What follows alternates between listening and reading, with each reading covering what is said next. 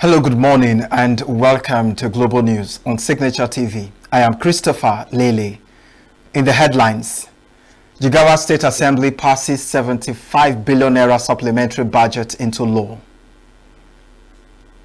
Fire on board forces Lagos-Atlanta-bound aircraft diversion to Ghana. U.S. objects to UN's political declaration on non-communicable diseases. And Palestinian President Abbas pledges to work with Trump and others on unbacked Gaza plan. Details in a moment. Every second, every minute, every day, news is breaking, events occur, and there are new developments. At Signature TV, we follow these stories objectively, bringing all sides without bias, explaining the complex issues, breaking down the numbers, and investigating the issues behind the news. Anywhere and everywhere, near or far, wherever the news is, we will be there. Signature TV. News in your pocket. The Jigawa State House of Assembly has passed into law a bill to appropriate the sum of 75 billion naira as supplementary budget for the 2025 fiscal year. The passage of the bill followed the adoption of the report of the House Committee on Appropriation Road during the plenary session, presided over by the Deputy Speaker Sani Abubakar on Thursday. Abubakar said the funds would be used for infrastructural development, healthcare services, youth empowerment, among others. The committee chairman, Ibrahim Adamu, said the report contained the 2025 budget review and supplementary appropriation bill in the sum of 58 billion naira for state and the sum of 17 billion naira, 17.1 billion naira for the 27 local governments. The Jigawa State Governor Umar Namadi had in December 2024 presented the 69.3 billion naira as 2025 budget, with the supplementary now increased to 75.3 billion naira. The supplementary budget will enhance ongoing projects and programs across critical sectors such as education, healthcare, infrastructure, agriculture, and other developmental projects. Former Vice President Atiku Abubakar has denied reports that he promised to prioritize the interest of the Yoruba ethnic group if elected president in 2027.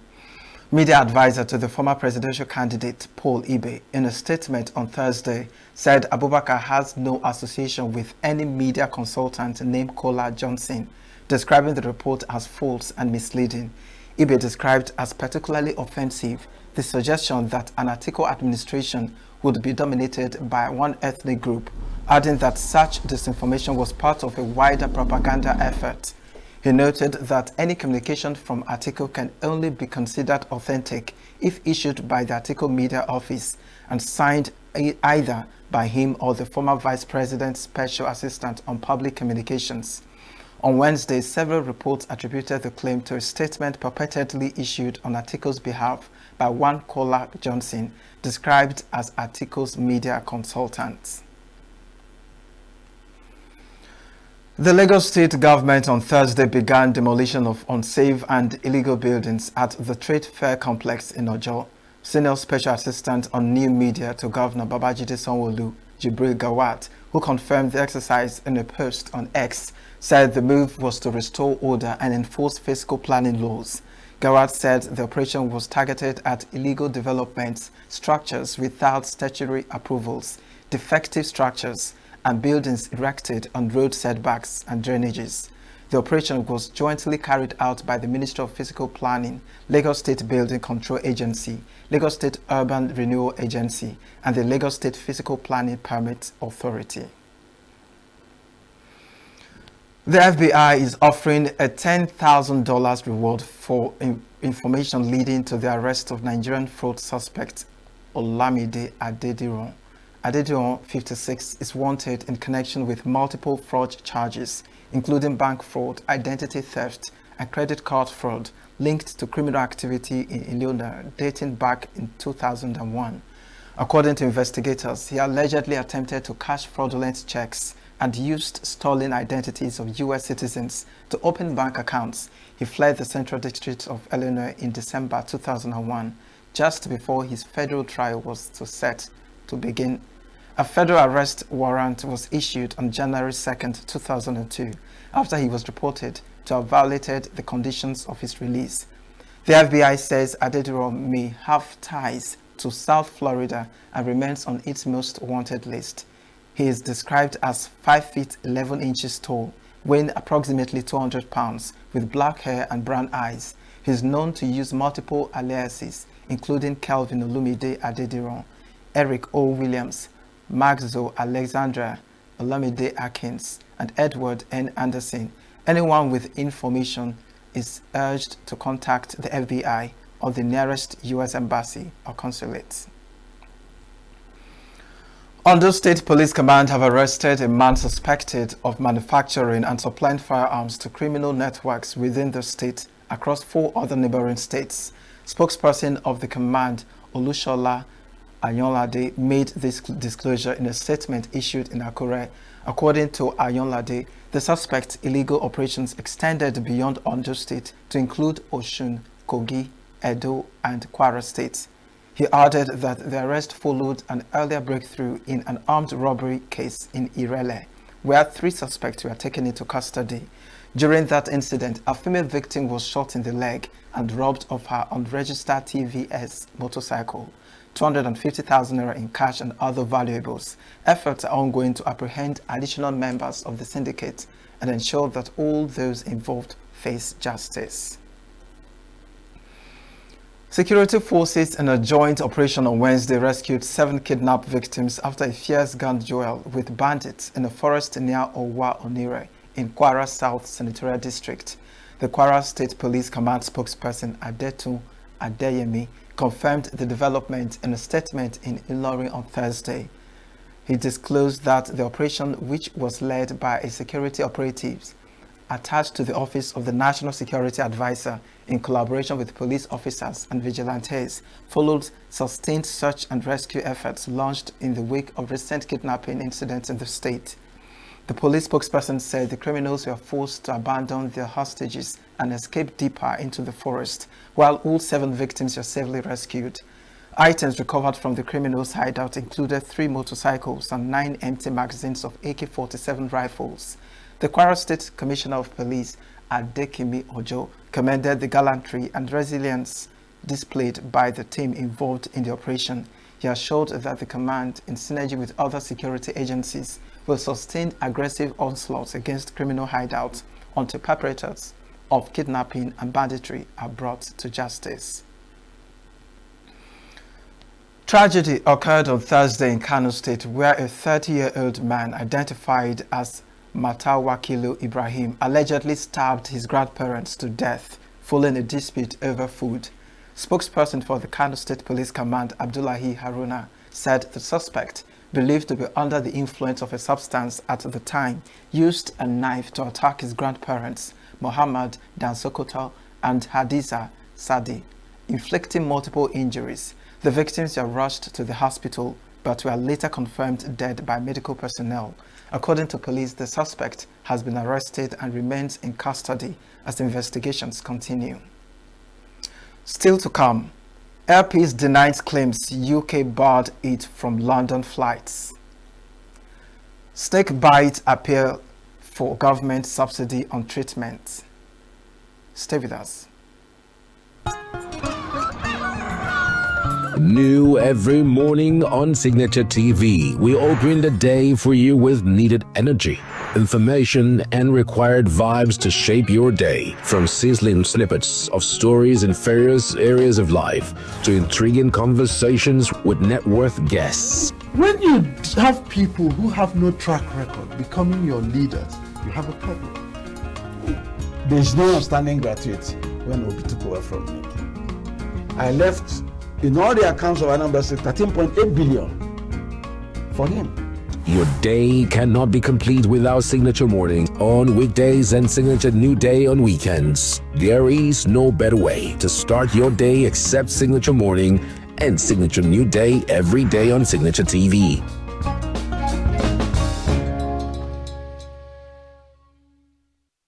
The Speaker of the House of Representatives, Tajuddin Abbas, has assured that the House will guarantee transparency, accountability, and effective implementation of the federal government's Naira for crude oil policy.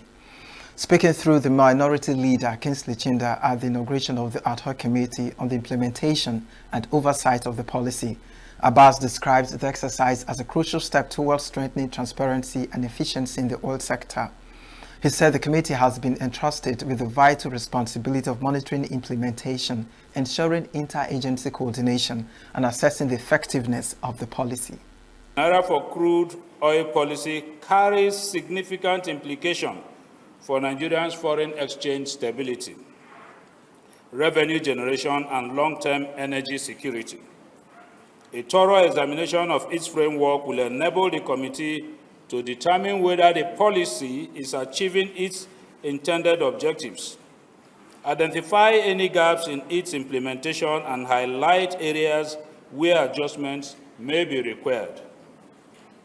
Such an assignment will provide the House with clear guidance in exercising its legislative oversight and in ensuring that the policy contributes meaningfully to national development. Chairman of the committee, Boniface Emerengwa, said despite Nigerians' abundant crude oil reserves, the benefits have not translated to maximum value for citizens. He noted that the volatility of foreign exchange markets, dependence on the dollar, and economic vulnerabilities make it necessary to explore innovative solutions such as the Naira for crude policy. Nigeria is blessed with abundant crude oil reserves. Yet the benefits of this God-given resource have not always translated into maximum value for our people. The volatility of the foreign exchange markets, overdependence on the dollar, and persistent challenges facing our economy makes it imperative that we employ innovative ways to strengthen our currency, reduce external vulnerabilities, and secure long-term benefits for Nigerians. A Delta Airlines flight from Lagos, Nigeria to Atlanta, Georgia was forced to make an emergency landing in Accra, Ghana, after a small fire broke out in one of the aircraft ovens. Spokesperson for the Nigerian Civil Aviation Authority, Michael Achinugo, on Thursday said the incident occurred on Tuesday aboard flight, shortly after it departed from Lagos Murtala Mohammed International Airport. Officials said the fire was quickly contained and did not pose any danger to passengers. However, due to the delay, the flight crew exceeded the maximum duty hours and could not complete the journey as planned. Delta Airlines arranged alternative travel plans for affected passengers. Some were rebooked on a Delta flight from Accra to New York later that evening, while others were accommodated on a flight the following night. Nigeria's largest airline, Air Peace, is pushing back against claims that it was barred from operating flights to London by the British government for 7 years. In a statement posted on Thursday on social media platform X, the airline labeled the report as deliberate falsehood, accusing unnamed sources of trying to stir tension between Air Peace and the British public. The clarification comes in response to a viral social media post alleging that the airline's chairman and CEO, Alan Oyema, had accused the UK of blocking Air Peace access to the London route for several years. Nigerians may experience blackout in the coming days as the National Union of Electricity Employees, NUEE, commenced a strike action on Wednesday over non-implementation of the national minimum wage, casualization of workers, and other demands. The industrial action was disclosed in a notice signed by the Acting General Secretary of NUEE, Dominic Ibekwe, on Wednesday. The union said its decision to commence the strike action follows the expiration of the ultimatum issued to the management of the Transmission Company of Nigeria, TCN, over its demands. NUEE said it cannot fold its hands while the Nigerian electricity supply industry, ESI, goes down the drain. Hence the justification for the strike action. The union had down tools in June 2024, leading to a disruption of electricity in supply. In Gombe State, snake bite patients are raising alarm over the rising cost of living life-saving treatment and are urging government authorities to intervene urgently. During a visit to Kaltongo local government area on Thursday, some patients at the Snakebite Hospital and Research Center appealed to both the state and federal governments to take immediate action. Principal Medical Officer Dr. Nicholas Haman revealed that efforts are underway to procure 5,000 vials of anti-snake venom to address the ongoing crisis. He expressed hope that the much-needed supply will arrive before October, which marks the peak of snake bite incident during the harvest season. Dr. Hamad also highlighted the growing number of cases, noting that between January and June this year, the facility treated 726 snake bite victims, with 24 fatalities recorded.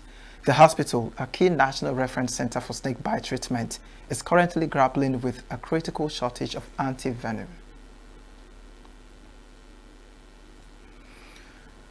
At the National Public Hearing on Constitution Amendment, women advocacy groups rejected women be confined to the other room as recommended by late Nigerian President Muhammadu Buhari. The women demanded a place at the parliamentary table as equal stakeholders in Nigeria's development. Correspondent Chimeze Nzedima reports. No longer in the shadows, forced to stay behind. Silent inequality.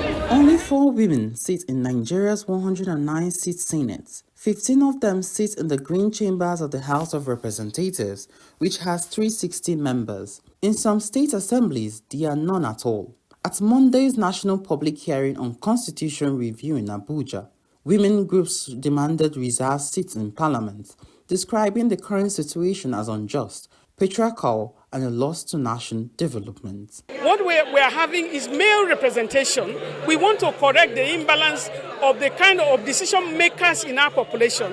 The quality of the decisions is because when women and men are together, boys and girls are together, they'll be able to talk about their issues. We want issues of national development.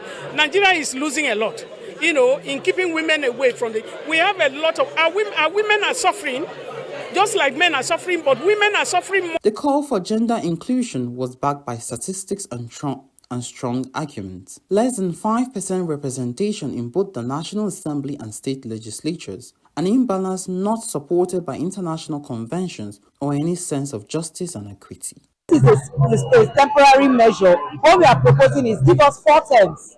Let's see how these women, it's just to, let me just use the word, it's like an awareness creation that women can actually do it, so that it gives us a more representation, better inclusion, and also a seat when it comes to making decisions that impact women particularly. Others stressed that their push was not to turn the culture table, but a temporary mechanism to correct historical imbalance. Beyond numbers, participants framed the issue as a matter of democracy itself, pointing to women's near absence in legislative chambers across the states.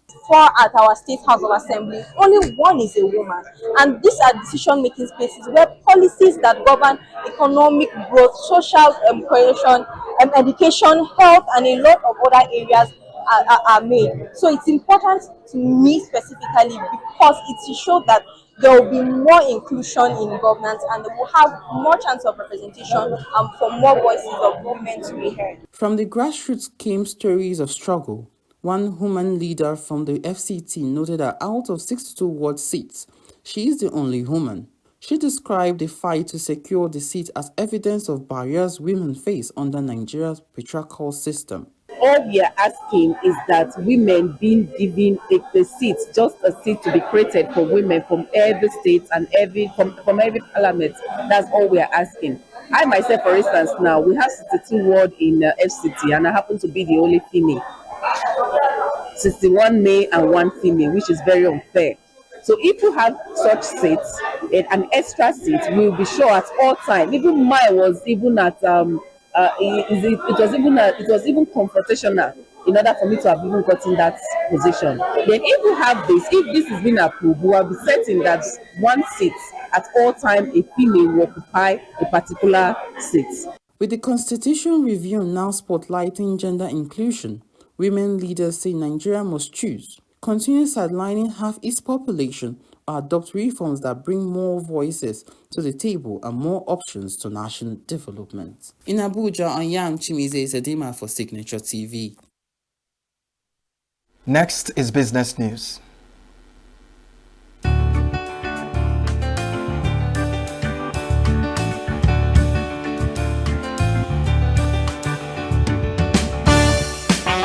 The Kano Jigawa branch of the Manufacturers Association of Nigeria, MAN, has praised the Dangote refinery for helping revive struggling industries through cheaper diesel prices and steady fuel supply. Speaking at the 2025 Annual Products Exhibition in Kano, MAN Chairman Mohammed Bello Umar said the intervention has reduced production costs, stabilized operations and sustained jobs, especially for SMEs facing unreliable power supply. He described the refinery as a game-changer for Nigeria's industrial sustainability and reaffirmed MAN's commitment to partnering with the Dangote Group to boost energy access and industrial growth. Dangote Industries, a major sponsor of the exhibition, has partnered with MAN for over 5 years. Umar noted that no trade fair is complete without Dangote products, which he described as affordable, reliable and vital to Nigeria's economic resilience. The Independent Media and Policy Initiative, IMPI, has endorsed the Central Bank of Nigeria's decision to cut monetary policy rate to 27%, its first reduction in 5 years. IMPI Chairman Dr. Omoniyi Akinsiju said in Abuja on Wednesday that the move aligns with the group's earlier projections, citing falling inflation, a stronger naira, and improved economic indicators. He noted the rate cut would ease borrowing costs, boost business activity and support price stability, making IMPI's forecast of inflation dropping to 17% by December more achievable. Akinsiju urged government authorities to sustain supportive policies to keep growth on track. The federal government, through the Debt Management Office (DMO), will on September 29, 2025, auction 200 billion naira in bonds to investors. The offer comprises a 100 billion naira 17.945% FGN August 2030, that is 5-year reopening, and a 100 billion naira 17.95% FGN June 2032, that is 7-year reopening, with settlement set for October 2nd. Each unit is priced at 1,000 naira with a minimum subscription of 50 million 1,000 naira. The bonds listed on the Nigerian Exchange and Financial Market Dealers Quotation are tax exempt for pension funds and qualify as liquid assets for banks. Interest will be paid semi-annually with full repayment at maturity. The DMO noted that the instruments are backed by full faith and credit of the federal government. President Bola Tinubu has directed the Bank of Agriculture (BOA) to settle 30 billion naira arrears owed to agro dealers and input suppliers under the National Agricultural Growth Scheme and Agro Pocket. The BOA said the directive follows the release of funds from the African Development Bank, representing the second tranche for the scheme. The areas cover the 2024 dry and wet season programs. Managing Director of BOA, Ayo Sotinwi, described the move as turning point for food security. He said only pre-qualified agro-dealers with BOA accounts will be eligible for payment. The federal government has also designed BOA as a custodian for all agricultural financing program funds. Over of 19.5 billion naira. As investors exchanged 781.7 million shares in 20,382 deals. This represents a 77% rise in volume and a 15% increase in value, despite a 6% decline in deals compared with Wednesday's session. The market capitalization stood at 89.4 trillion naira. A total of 129 equities traded, with 34 gainers and 22 losers. Mikio Industries led the gainers with 9.89 share price appreciation, closing at 26 naira 10 kobo per share from an opening price of 23 naira 75 kobo per share, followed by Owando, which surged with 9.5%, closing at 49 naira per share. Mark Nichols climbed the gainers chart with 9.31%, closing at 3 naira 64 kobo per share, and Charms rose by 9.24% to close at 3 naira 43 kobo per share. On the losing side, Etana came out last with an end-of-day price depreciation of 10% at 27 naira 90 kobo per share from an opening price of 31 naira per share, followed by Servant Trust Insurance dropping 4.84% to end the day at 2 naira 95 kobo per share from an opening price of 3 naira 10 kobo per share. Meanwhile, the benchmark Nigerian Exchange All-Share Index climbed 441.39 points to close at 141,157.49, representing a 1-week loss of 0.78, a 4-week loss of 0.06, overall year-to-date gain of 37.14%. This is Business News in Global News. I am Chimizi Zadima.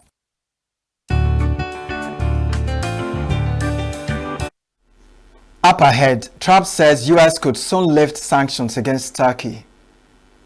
UK condemns Russia's war in Ukraine as Lavrov leaves G20 meeting. Details of these and more after the break. New every morning on Signature TV, we open the day for you with needed energy, information, and required vibes to shape your day. From sizzling snippets of stories in various areas of life to intriguing conversations with net worth guests. When you have people who have no track record becoming your leaders, you have a problem. There is no outstanding gratuity when Obi took over from me. I left in all the accounts of Anambra State 13.8 billion for him. Your day cannot be complete without Signature Morning on weekdays and Signature New Day on weekends. There is no better way to start your day except Signature Morning and Signature New Day every day on Signature TV.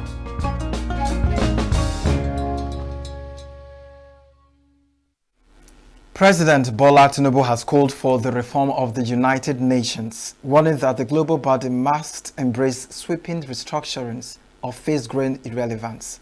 In his address to the 80th session of the UN General Assembly, President Tinubu, who was represented by the Vice President Kashim Shettima, demanded 4 key reforms of the world body, including a permanent seat for Nigeria in the UN Security Council. He emphasized that Nigeria, which has transformed from a colony of 20 million people to a sovereign nation of over 236 million and projected to be the 3rd most populous country in the world, cannot be absent from the table where decisions about our fate are taken. For all our careful diplomatic language, the slow pace of progress on these hardy perennials of the UN General Assembly debate has led some to look away from the multilateral model. Some years ago, I noticed a shift at this gathering. Key events were beginning to take place outside this hall, and the most sought-after voices were no longer heads of state. These are indeed troubling times. Nigeria remains firmly convinced of the merits of multilateralism. But to sustain that conviction, we must show that existing structures are not set in stone. We must make real change that works, and change that is seen to work. If we fail, the direction of travel is already predictable. We are here to strengthen the prospects for peace, development, and human rights. Madam President, I want to make 4 points today to outline how we can do this. 1, Nigeria must have a permanent seat at the UN Security Council. This should take place. The Nigerian leader also took a direct stand on the Palestinian issue, associating fully with a 2-state solution as the most dignified path to lasting peace for the people of Palestine.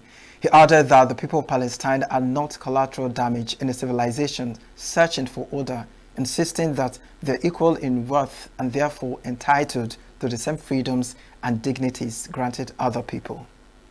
We come not as partisans, but as peacemakers. We come as brothers and sisters of a shared wall, a wall that must never reduce the right to live into the currency of devious politics. The people of Palestine are not collateral damage in a civilization searching for order. They are human beings, equal in worth, entitled to the same freedoms and dignities that the rest of us take for granted. We want to make the choice crystal clear. Civilized values over fear. Civilized values over vengeance. Civilized values over bloodshed. We show the opportunities that peace brings, just as the extremists hope to drive apart rival communities and different religions. We work through multilateral platforms within the rule of law to build the consensus and support that makes this immensely difficult and dangerous task that much easier. Speaking further, President Tinubu proposed radical reforms to the global financial system, calling for new mechanisms to address the sovereign debt crisis plaguing developing nations. He emphasized the need for urgent action to promote debt relief, not just as an act of charity, but as a clear path to the peace and prosperity that benefits them all, while noting that Africa's natural resources are central to future global stability. I'm calling for new and binding mechanism to manage sovereign debt, a sort of international court of justice for money that will allow emerging economies to escape the economic straitjacket of primary production of unprocessed exports. It has been over 4 decades since the Lagos Plan of Action outlined a route away from debt and dependence that highlighted opportunities that today should still be explored for local added value for processing and manufacturing in everything from agriculture to solid minerals and petrochemicals. Nigeria's fight against terrorism and violent extremism, President Tinubu outlined a philosophy that prioritizes ideological victory over military conquest, saying that military tactics may win battles measured in months and years, but it is values and ideas that deliver the ultimate victory. The United States has objected to the United Nations Political Declaration on Known Communicable Diseases, with U.S. Health Secretary Robert Kennedy saying on Thursday that it ignored the most pressing health issues. He did not specify what those health issues were. Kennedy criticized the UN's approach as attempting too little or too much and said it was misdirected. The United States will walk away from the declaration, but we will never walk away from the world or our commitment to end chronic disease. We cannot defeat the epidemic alone, but the UN's approach is misdirected. It attempts both too little and too much. It exceeds the UN's proper role while ignoring the most pressing health issues. And that's why the United States will reject it. More specifically, we cannot accept language that pushes destructive gender ideology. Neither can we accept claims of a constitutional or international right to abortion. The WHO cannot claim credibility or leadership until it undergoes radical reform. The United States objects to the political declaration of non-communicable diseases. Member states decided earlier this year that this meeting should approve a declaration in advance by consensus to ensure this gathering would not be marred by controversy, but the declaration is filled with controversy. America has the highest chronic disease burden on earth. The declaration, which is expected to be adopted at the ongoing high-level meeting of world leaders in New York, aims to set an ambitious roadmap through 2030 and beyond for the prevention and control of known communicable diseases and for promoting mental health and well-being.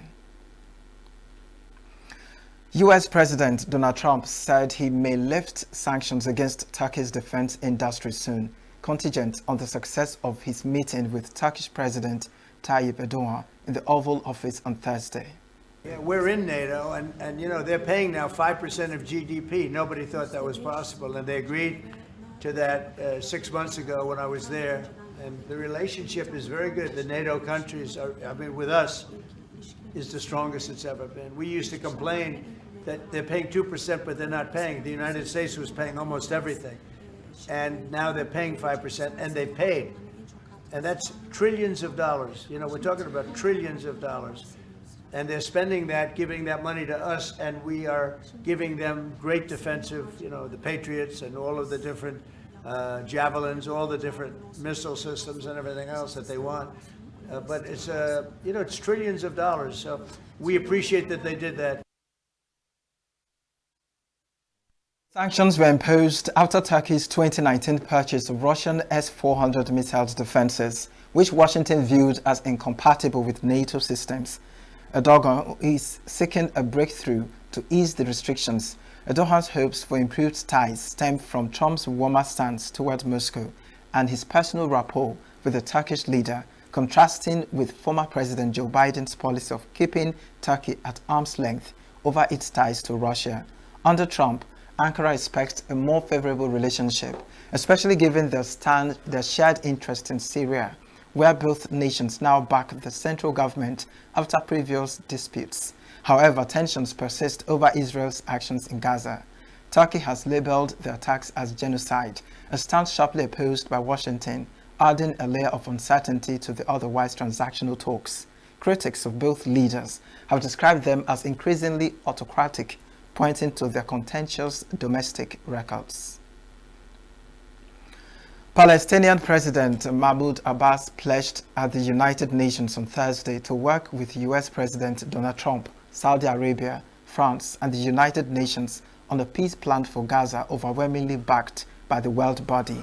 The 193-member UN General Assembly earlier this month overwhelmingly endorsed a 7-page declaration that aims to advance a two-state solution for Israel and the Palestinians and end the war in Gaza between Israel and Hamas militants.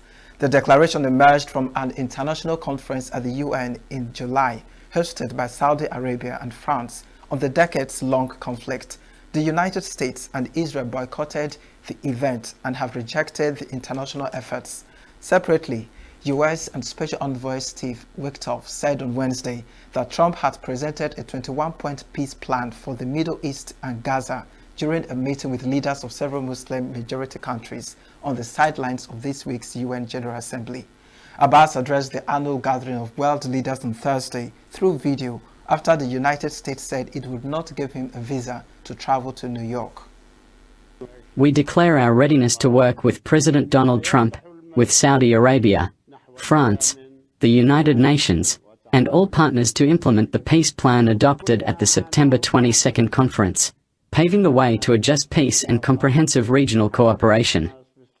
Despite all that our people have suffered, we reject what Hamas carried out on October 7, acts that targeted Israeli civilians and took them as hostages, because such actions do not represent the Palestinian people nor their just struggle for freedom and independence. We affirm that Gaza is an integral part of the state of Palestine, and that we are ready to assume full responsibility for governance and security there.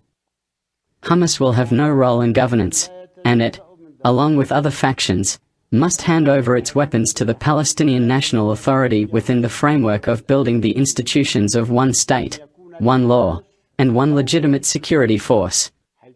We reiterate that we do not want an armed state. On October 7, 2023, Hamas attack on Israel triggered the war in Gaza. Hamas killed 1,200 people, mostly civilians, and about 251 were taken hostage. According to Israeli tallies, more than 65,000 people, also mostly civilians, have since been killed during the war in Gaza, according to local health authorities. UK Foreign Secretary Vet Cooper called out the Russian Minister of Foreign Affairs, Sergei Lavrov, as he was leaving the G20 meeting after his speech on the sidelines of the United Nations General Assembly on Thursday.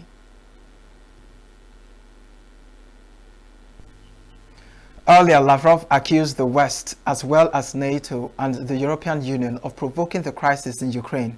A number of other G20 ministers joined the UK in condemning the Russian invasion of Ukraine. Some also expressed support for the peace process in Gaza. The US representative said under the country's presidency, which starts in December this year, the organization will go through an overhaul. The Israeli military said it struck military targets linked to Yemen's Houthis in Sana'a on Thursday, a day after the group claimed a drone attack on a hotel in Israel's Red Sea resort of Eilat. A picture which was published by Israel's government press office said to show Israel's prime on the wing of Zion plane, where he ordered the attack in Yemen while en route to New York, and received regular updates from the defense minister. The holding General Staff's control headquarters, security and intelligence compounds, and military camps were among the targets attacked by the Israeli Air Force. The military said in a statement, the strikes are the latest in more than a year of attacks and counter-strikes between Houthi militants in Yemen and Israel, part of a spillover from the war in Gaza. Yemeni residents said that the strikes were directed at areas in the south and west of Sana'a. The strikes took place while a pre-recorded speech by Houthi leader Abdul Malik was airing. Activists in Athens held a public news conference outside the Greek Ministry of Foreign Affairs on Thursday after an international aid flotilla came under drone attack while trying to deliver aid to Gaza.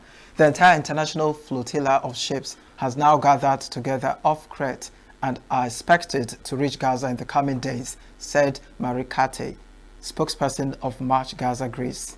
All the ships are now on the Greek territory under Crete, and they will find all together in one spot. They will be all together in one spot, and they will try all together to continue their way to Gaza.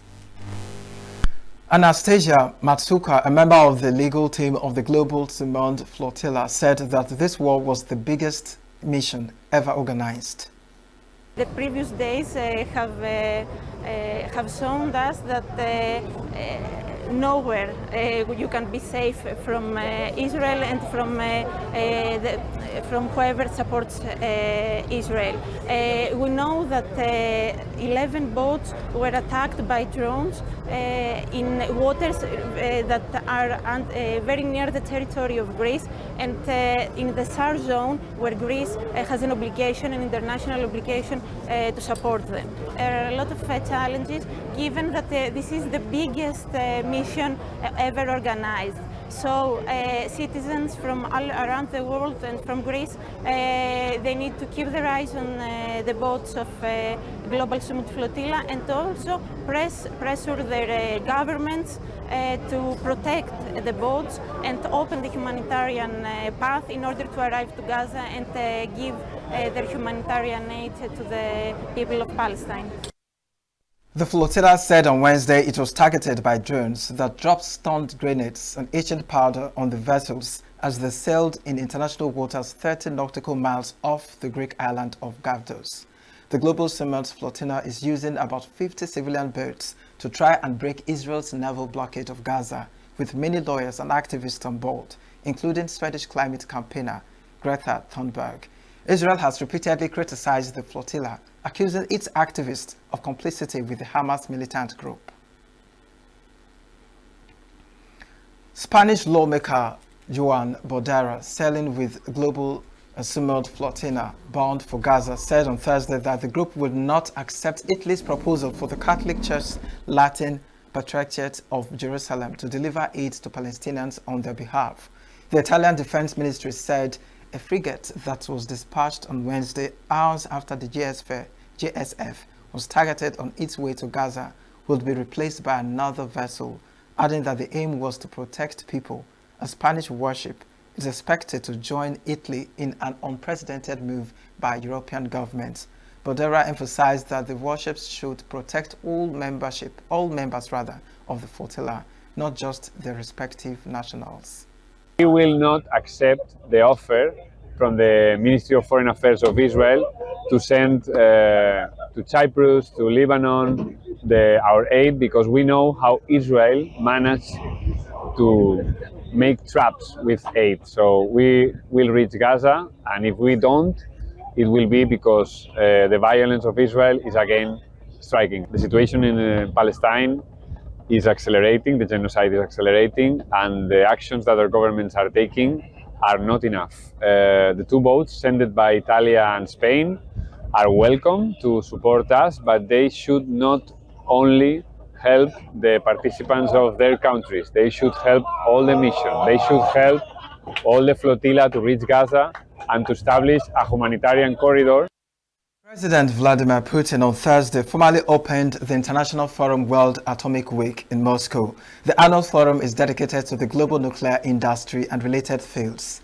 IAEA Director General Rafael Grossi, Chairman of the State Administration Council of Miami, Minister Ong Dhiang, and also Belarusian President Alexander Lukashenko, Armenia Prime Minister Nikol Pashinyan were among foreign guests attending the event.